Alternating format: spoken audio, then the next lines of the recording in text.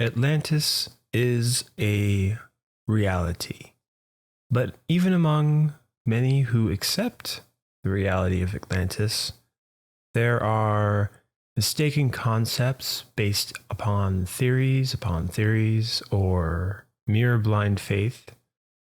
So to that end, the purpose of this video is to provide the gnostic teachings on Atlantis, Lemuria, and earlier root races, as they're known, for us to study in a practical way, meaning through deep meditation and other direct experiences in the astral dimension. Other topics will include the Law of Seven, Gnostic teachings about the origins of the astral body, how the universe, Earth, and various humanities manifested, and more. And because we are indeed here to practice the Gnostic method of direct experience, towards the end, I will share a practical instruction on a way to investigate the topics discussed in this video. In addition, I will provide links in the description to useful Gnostic teachings and practices, aside from the one I'll share at the end here. Before we arrive at Atlantis, we must comprehend something. All of nature, all of the infinite cosmos, at every level and every dimension, fundamentally operates on certain divine laws.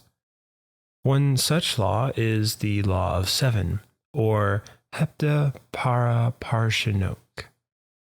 This is a fundamental principle of the organization of all the manifestations in the universe, of all matter and energy. This law is visible in the 7 notes of the Western musical scale, the 7 chakras, the 7 bodies of the soul, the 7 days of the week, the 7 primary colors, etc. All existing things pass through cycles of action and rest, or in other words, day and night. We can see in this diagram the word Manvantara, which is Sanskrit and means cosmic day. Pralaya means cosmic night, and everything passes through a cosmic day and a cosmic night, from the smallest particle up through the whole of reality. This includes galaxies, stars, planets, and each of us. As above, so below.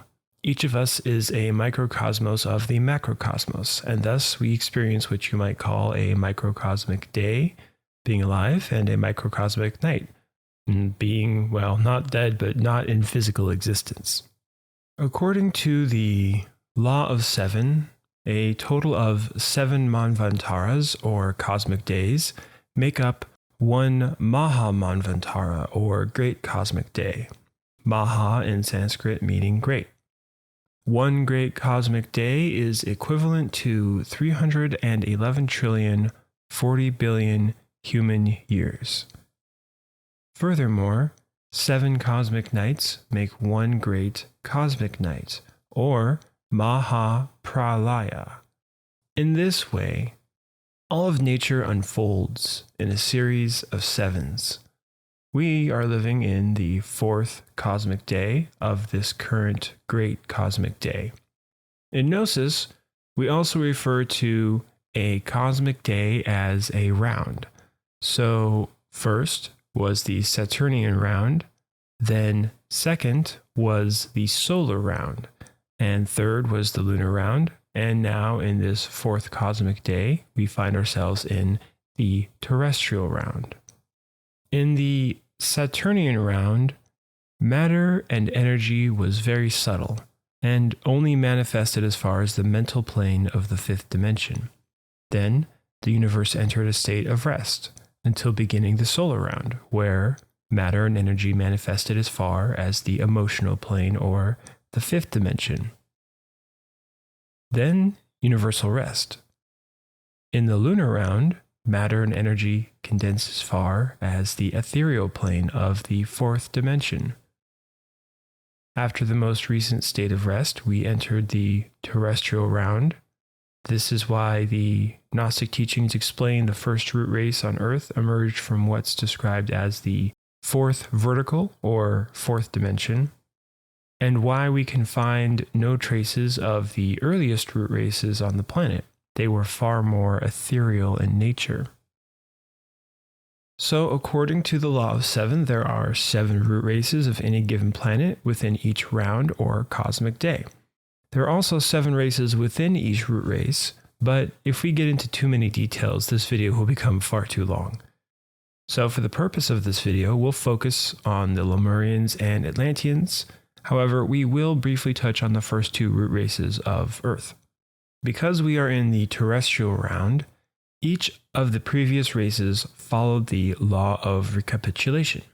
For the universe to manifest something new, first it must recapitulate previous stages. Thus, the first root race, although sharing many aspects of us and later races, human races, were quite different. The people of the first root race were the Polarians, or the polar root race. They were true and complete humans in the original meaning of the word. Human comes from 2 Sanskrit words, hum and manas. Hum means spirit, and manas means mind. So, a true human is a union of spirit and mind. These were humans who were in constant contact, direct contact with their inner divinity. They were fully self-realized humans.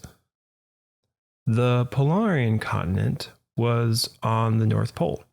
Their buildings were semi-ethereal and semi-physical. This form of protoplasmic matter also comprised the Polarian body.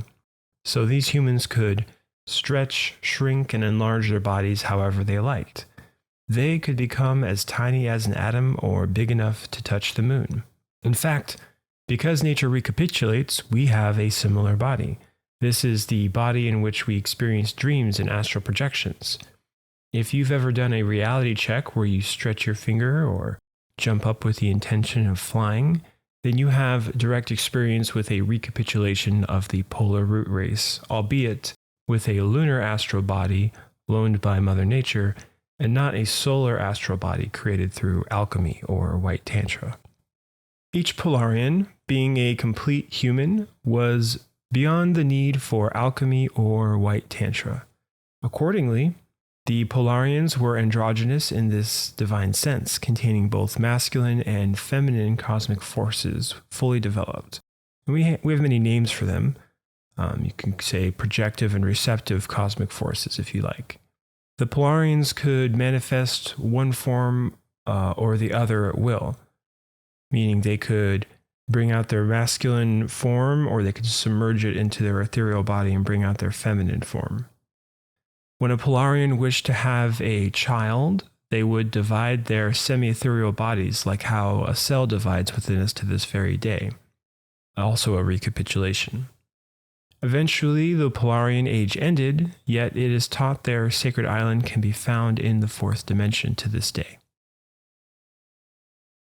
The second root race were the Hyperboreans. Their civilization played out on the horseshoe-shaped lands that go around the North Pole. These lands included Alaska, Ireland, England, Scotland, and all of the Nordic lands that still exist today, although not in their entirety.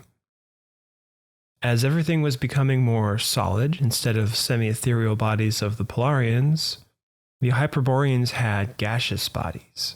Matter and energy continued to condense, but these humans still floated in the air, and because the Hyperboreans had their powers of clairvoyance and clairaudience fully developed, they could perceive in all dimensions of nature and the cosmos. They saw the elemental spirits of minerals, plants, and animals. Like the Polarians, the Hyperboreans were also divine androgynous beings, whose bodies contained fully both creative polarities. Hyperboreans had children similar to how a plant sprouts a shoot, and of course we see this recapitulated in the human zygote as limbs first form as what is often referred to as buds that later sprout or grow. The same happens for our blood vessels as well. We also see this recapitulation in how our nails and hair grows. Both nails and hair sprout from roots in our bodies. What's key to understand overall with these two first root races is that the sexes had yet to be separated in the polar and Hyperborean civilizations.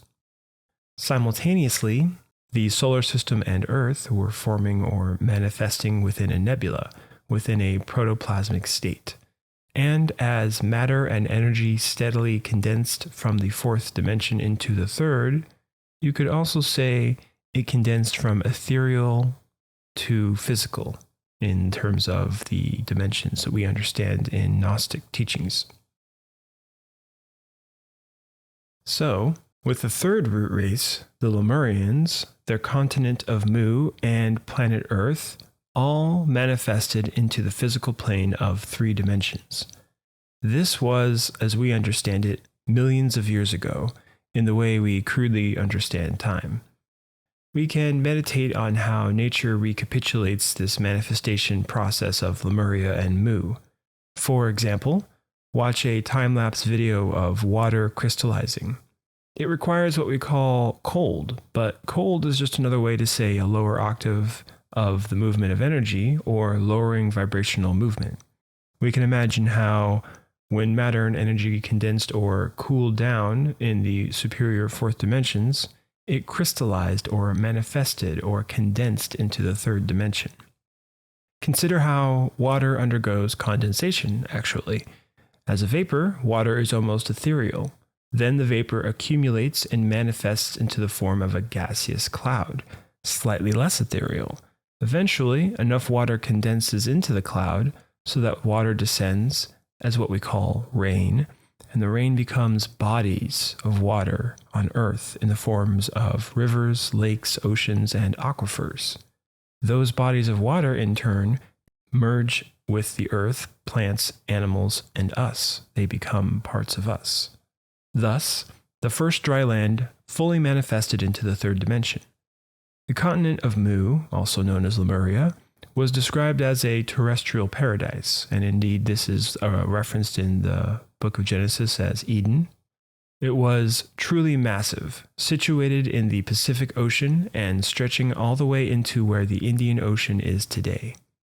Likewise, the Lemurians were also giants, ranging around 4 to 6 meters tall or around 14 to 19 feet. These terribly powerful Lemurians had their third eye fully developed, and thus it was a physically manifested eye. This allowed the Lemurians to perceive clairvoyantly around a third of all the shades of color that exist. Today we still have a devolved aspect of the Lemurian clairvoyant cyclopean eye, which is our pituitary gland related to the third eye chakra. Indeed, a Lemurian is also what we call a cyclops. They are the origin of that very cyclops depicted in Homer's Odyssey.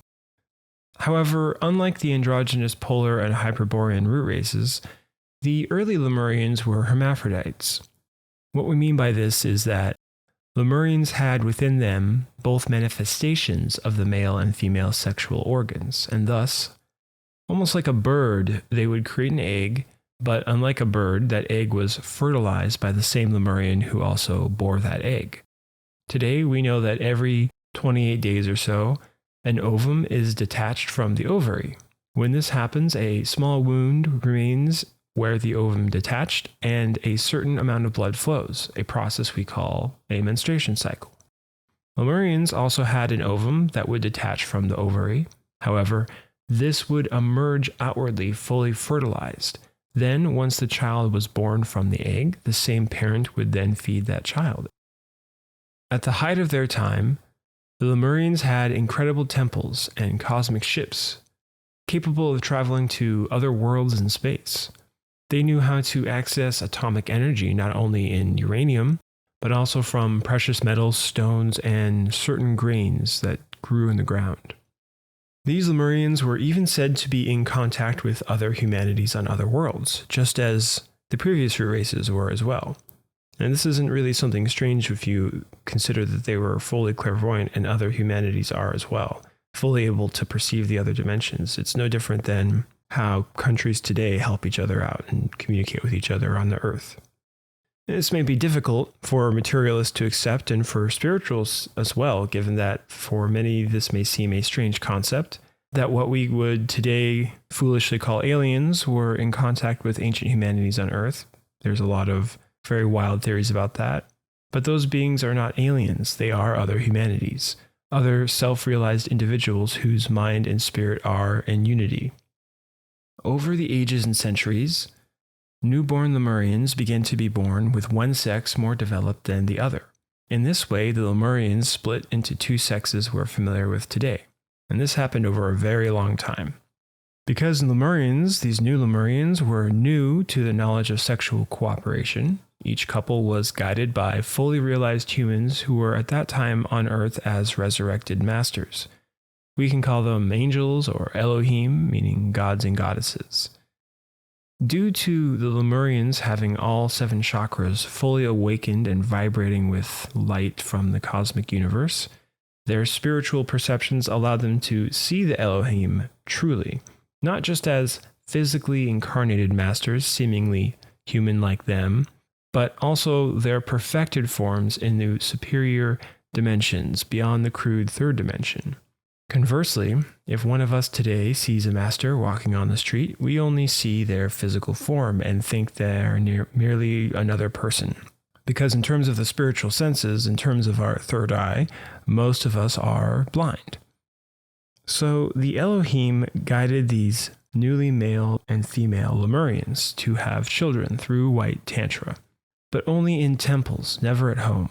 With the guidance of the Elohim and the use of white tantra, a single spermatozoa would be released and guided at the exact moment to incarnate a superior soul into what would become a new Lemurian baby. This is the true meaning of the term Immaculate Conception.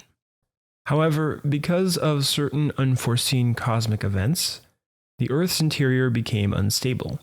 Due to this crisis, a certain sacred individual from another world decided it was necessary for Earth's humanity to receive the dreadful Kunda buffer organ to help the Earth restabilize.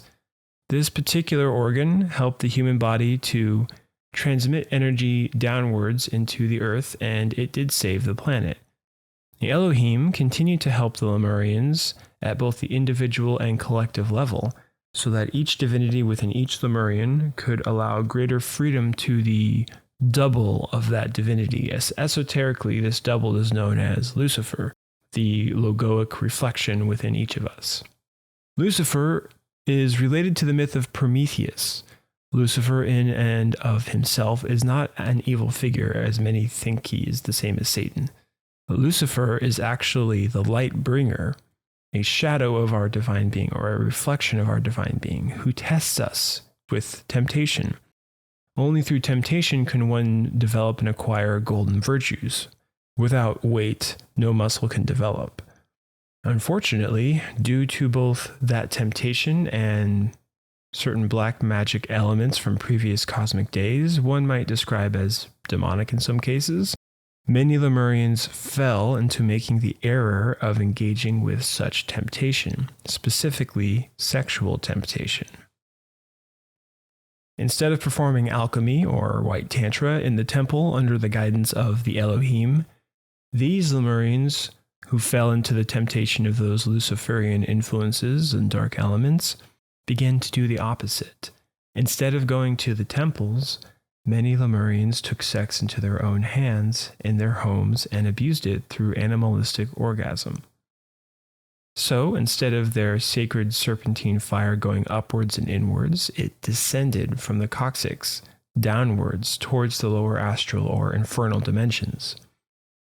This is the famous forked tail with which the biblical Satan is represented. This Kunda buffer organ was removed from humans, but not before those consequences of Black Tantra and ego generation remained in the 3 brains of the human machine. Now, many Lemurians were listening to their egos and not their inner divinity. This was an extremely serious problem. Each psychological aggregate, or ego, traps within it a piece of our consciousness. When we have very little consciousness or light, there is much darkness or ego, noise. We cannot speak with our divine innermost being we cannot see and work with our inner divine forces. We lose our spiritual senses, or worse, we awaken their inverted opposites. As Master Samael says, humanity is the womb where angels and demons are gestated. Therefore, the only outcome of humanity is nothing else but angels and demons. To help reawaken these Lemurians with so much ego, divinity began working to bring them back into white tantra. Some would listen and reawaken, yet many would not. So those Lemurian humans who did reawaken would go on to survive the earthquakes and great fires that sank the continent of Mu into the oceans of India and the Pacific over thousands of years.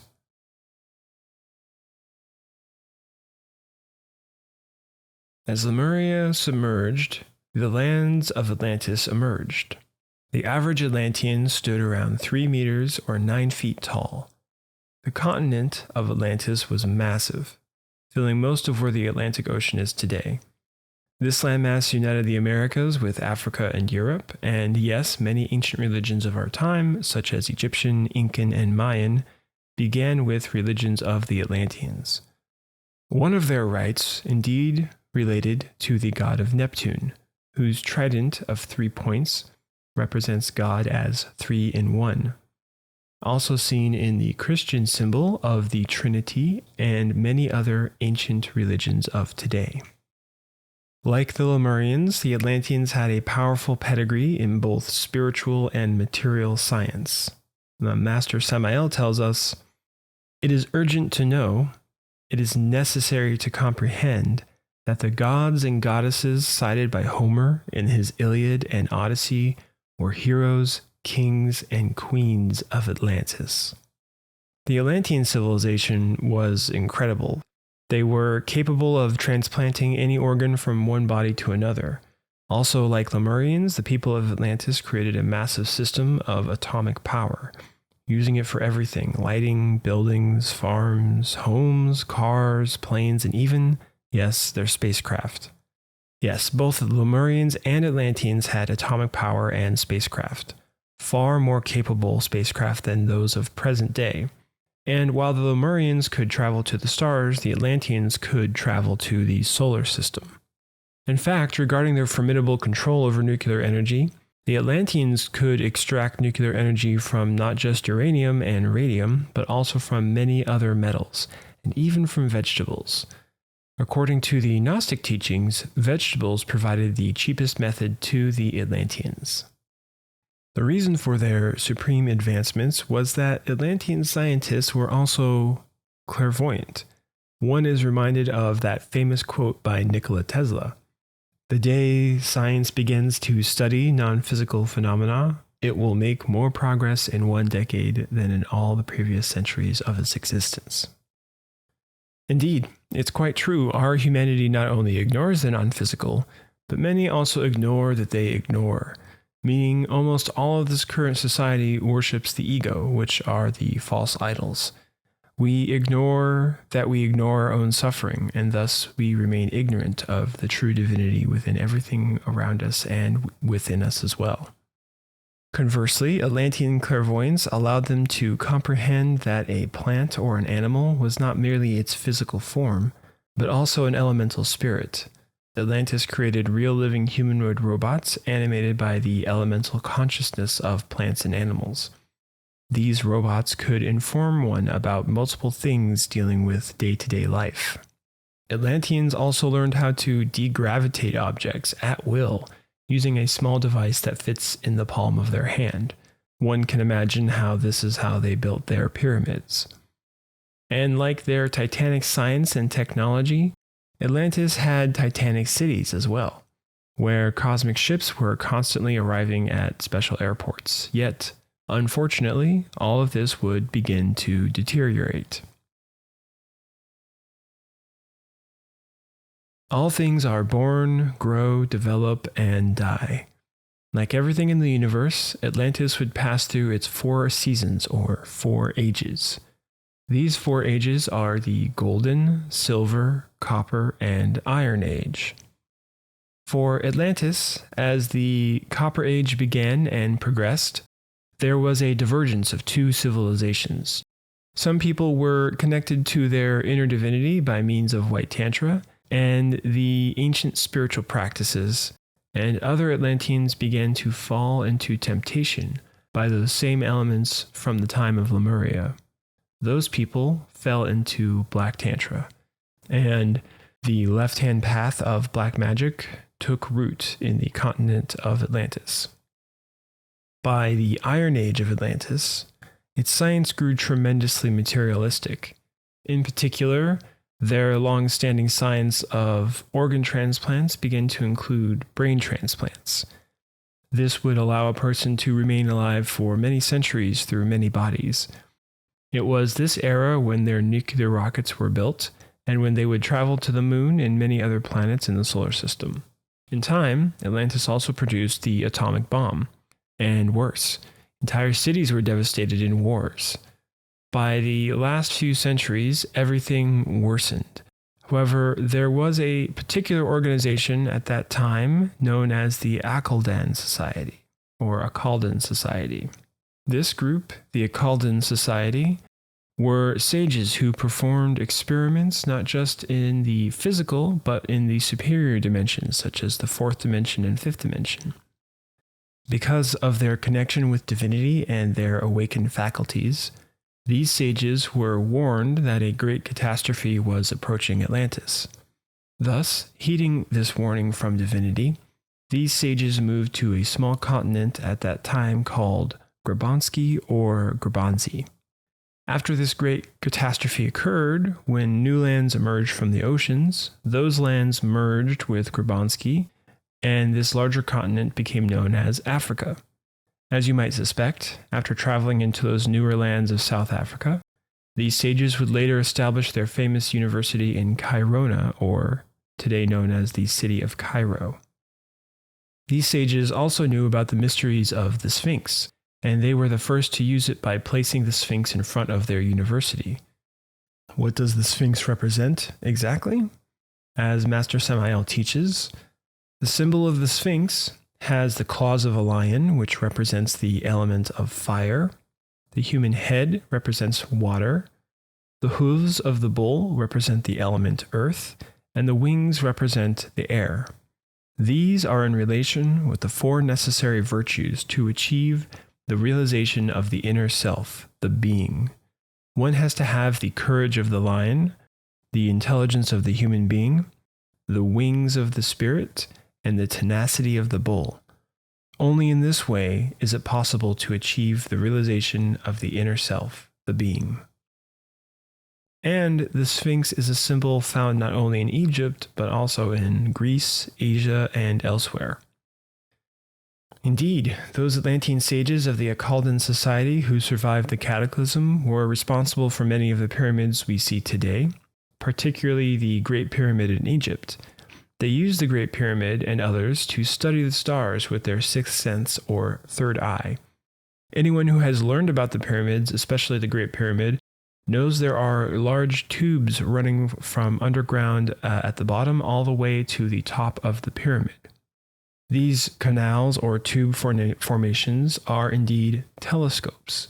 However, these telescopes were designed for someone who possessed spiritual perception or clairvoyance, meaning they were connected with their inner divinity. The observatory itself was located at the inner bottom chamber, where those sages would place a vessel with water.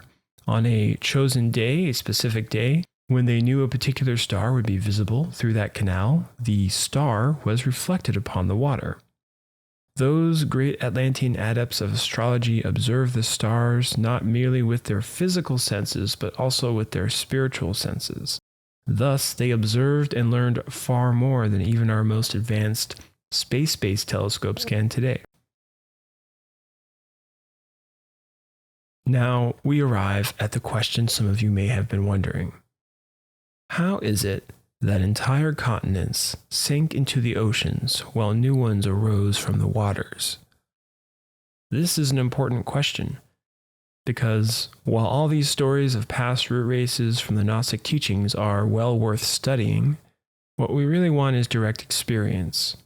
That's the whole aim of this particular video, to provide impressions of the Gnostic teachings that allow anyone watching to use the practices provided through the Gnostic teachings from the masters on things like meditation, transmuting creative energies, using mantras to awaken chakras, and ultimately liberating consciousness from the legion of the egos that we have within. For my own part, I received a direct experience in the astral with a global catastrophe.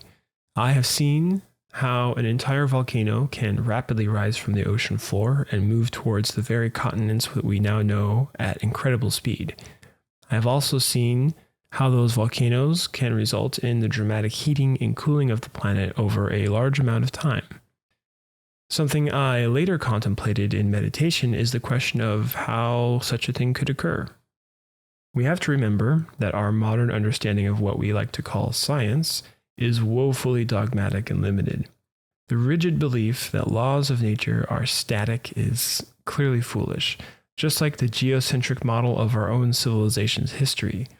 What we need to comprehend is that we currently have a chronostatic centrism that's exactly like the old geocentric foolishness of our past. The fourth dimension sits above the third dimension, and even more superior dimensions, or heavens, are above that.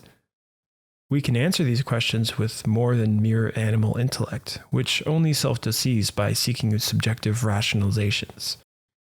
We could gain direct experience through our latent superior senses. Yet, our spiritual faculties are so atrophied that we act as if science is rooted in the physical dimension in nature, when the reality is that physical science and the physical dimension stems from the root of the fourth dimension, which itself stems from the fifth dimension, and so on. In reality, within each normal human being, there exists a true, natural mystic who is without any type of aberration. This is because the materialistic as well as the spiritualistic theories are equally filled with aberrations and fantasies. Therefore, we, the Gnostics, are not spiritualists, neither materialists, but we are realists. Now, that astral experience I shared was a gift from divinity I received after asking to see the truth of Urkalubis, or what you might know as Herkulubis. Herkulubis is a Gnostic teaching of a massive planet on course to pass through our solar system sometime in the future. Now, yes, there are many intellectual theories about such a planet, and there are many names for those theories, but let's not pour old wine into new wineskins. Let's focus on the Gnostic teaching of Herkulubis for this part of the video. If you haven't seen it, I recommend watching this video on Astral Doorway concerning Herkulubis. Jean shares many important insights in this video, including that divinity has given us time, and that we shouldn't let our egos of worry or fear overwhelm us regarding this topic of Herkulubis. Yet it is the very planet that explains how the Lemurian and Atlantean continents were destroyed. You see, after that astral experience, I spent a lot of time contemplating the mechanics of such event, asking my innermost for guidance on whether I was going in the right direction or not. Now, these are not Gnostic teachings or experiences from the astral, so remember to trust your own intuition and to seek direct experience to verify whether or not any of what I'm about to share is true. What most people consider when they think of a giant planet, in this case Herkulubis, is its gravity. However, there's another aspect.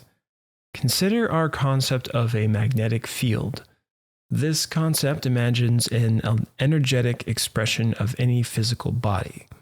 Intuition can tell us this is related to the multidimensional aspect of any object in space, whether it's the energy field of a person's multidimensional body or that of a planetary body. In this way, we can bridge our comprehension of the material and spirit of matter and energy. Every human has an easily measured electromagnetic energy field. Planets also have them.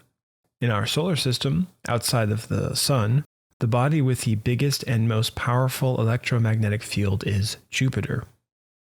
One of Jupiter's moons, fittingly named Io, has incredible amounts of volcanic activity.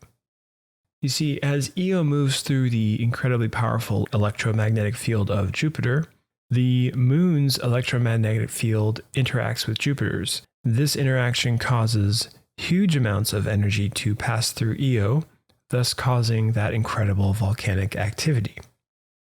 Consider that many who have observed Hercolubus have stated that the planet is gigantic, at about 6 times the size of Jupiter. This would mean, at the very least, its electromagnetic field is also 6 times stronger and larger, and that doesn't take into account the increasing speed of the planet. Suffice to say, whenever Hercolubus does pass through our solar system, it's not just the gravity that will affect planets like Earth, Mars, Uranus, and Jupiter, it's also the immense electromagnetic field. If you are an intellectually curious type, you can look up electromagnetic induction. The catastrophic cosmic interactions of Hercolubus almost certainly played a part in the creation and destruction of Lemurian and Atlantean continents. When we hear of great raining fire, global earthquakes, floods, the changing of the poles into the equator, and more, we can easily imagine it with something as energetically powerful as a planet 6 times bigger than Jupiter passing through our solar system at incredible speeds. If one really wants to verify this beyond mere intellectualism, which is highly recommended, you can meditate and ask divinity to show you the truth. And it is very likely that with enough time, there will come astral experiences to verify much of what the masters teach us about Hercolubus, Atlantis, and other previous root races. Equipped with the intellectual information in this video and links provided in the description, I will now recite a practical method and small lecture about how to investigate Atlantis. You can also practice this with regards to Lemuria or anything else covered in this video. This method and associated lecture comes directly from Samael Aun Weor. We first need intellectual information to know where that continent was. Today, there are even maps of Atlantis. Then one goes to work, through meditation. Lay on the bed, arms and legs relaxed. One will vividly imagine Atlantis. One will put imagination in a receptive condition, in a reflective condition. For example, the starry sky can be reflected in the mirror. The imagination is also a mirror in which the wonders of nature, including Atlantis, can very well be reflected. But above all, we must focus our attention on Atlantis. Then, with an open imagination and a receptive attitude, the day may come when you perceive that continent. Atlantis is in the Akashic archives, but it can be reflected in the imagination as in a mirror, and then from there comes direct knowledge. But it is necessary to know how to combine powers. I have said that the imagination is feminine. I have affirmed that willpower is masculine, and that in the union of both powers, or of both faculties, there is the key to all power. Now, the first aspect of initiation is imagination, then inspiration follows, and lastly, intuition. A first spark would be to see with the imagination, really, that Atlantis is reflected in our imagination, its cities, its towns, its villages, etc. A higher impulse would lead us to inspiration, to feel in us how life unfolded on that continent. There would no longer be cold figures. We would already feel the joys and sorrows and the whole way of life in Atlantis. But the third aspect would be the highest, that of intuition, because with intuition, we would already penetrate a totally spiritual world, a causal world, and then we would have at our disposal the Akashic archives of nature. Within such archives, we could study directly all the stories of Atlantis, and that is how the great masters have always proceeded. Okay, well, that's the video on the studies and teachings from the Gnostic teachings of Atlantis and Lemuria and other races, as well as Hercolubus. And again, as I said in the beginning of this video, avoid the temptation to intellectualize and theorize and wonder and think and get in the like windy conditions of a storm of thoughts and emotions, really, a stormy sea of emotions as well. Meditate, reflect, use the resources in the description. Ask your inner divinity to be shown Atlantis or Columbus or Lemuria, or even what you most need to see to understand these teachings. And with enough practice, as given by the master, Samael, and enough of the Gnostic teachings, practice of the Gnostic teachings, you will receive an answer. Thank you for watching the video. I hope you enjoyed it. Thank you to everyone on Patreon, our latest supporter, Ian, and to anyone who likes and leaves comments, thank you as well. And if you have any questions or would like to be directed to any additional practices or resources, feel free to ask questions in the comments or in the Discord, which you can find through the link to Patreon for the channel on the description of this video. And to anyone who does support the channel on Patreon, thank you very much. It's most appreciated. We are continuing to have great discussions, monthly discussions in the Discord, and lots of daily discussions as well. We do a monthly voice chat, and then we do a lot of discussions in the various channels about meditation practices and our particular experiences. So feel free to join us there or leave comments in the description, and I will get to them as soon as I can. And until the next time, I wish you very well, and I wish you lots of success in these practices. Don't get discouraged.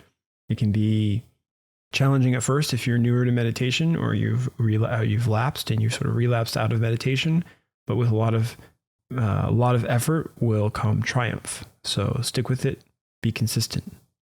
All right, until next time, thank you for watching.